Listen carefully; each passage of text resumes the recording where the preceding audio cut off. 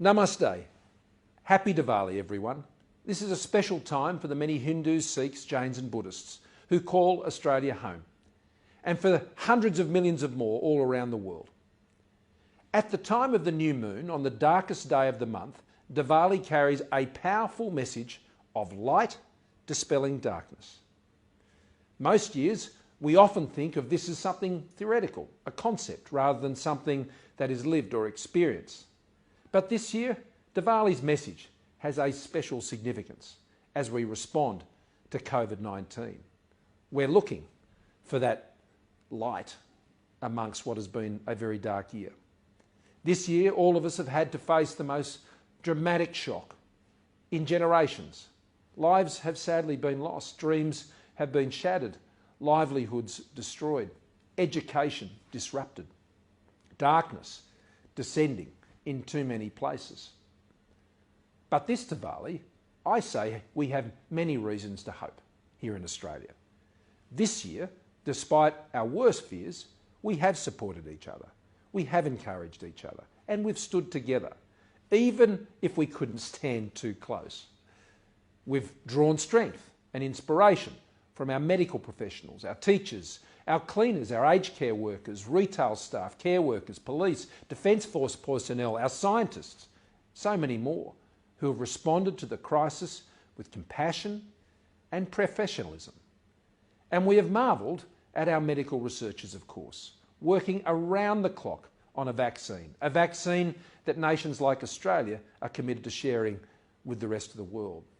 Yes, we've seen great darkness this year, it's true, but light overcomes darkness. There is light ahead, and there is hope, a common hope for us all. The darkness cannot turn back the light, nor can it quench our hope, and that is the message of Diwali. For many years I've had the privilege to attend Diwali celebrations out there in Parramatta or in Canberra or elsewhere. A sharing of food, colour, light, it's so vibrant. This year will be different, of course, and it must be, as we deal with COVID-19. But I want to thank everyone for finding ways to keep the faith while also keeping our community safe and how Diwali is celebrated. I hope you're all refreshed by Diwali's sense of hope and renewal. At this Diwali, may the hope of our humanity that we have witnessed throughout this year dispel the darkness and the challenges that we all face. Hi folks, it's Boris Johnson here, wishing everybody a very happy Diwali. The lights are on in Leicester's Golden Mile, the samosas and sweet treats are being handed out, and people are taking in all the wonderful sights, smells and sounds that make this festival so luminous and exciting. And of course so meaningful, because today marks the moment when Lord Rama and Sita, their way lit by many thousands of lamps, returned triumphantly to their home after the demon king Ravana had been roundly defeated. And of course, running through this occasion is the central message of good over evil, hope over despair, knowledge over ignorance, an uplifting message that I believe we can all take to our hearts. And with the autumnal nights growing ever longer and darker across Britain, this spectacular festival ushers in a new mood and a new spirit of optimism and joy.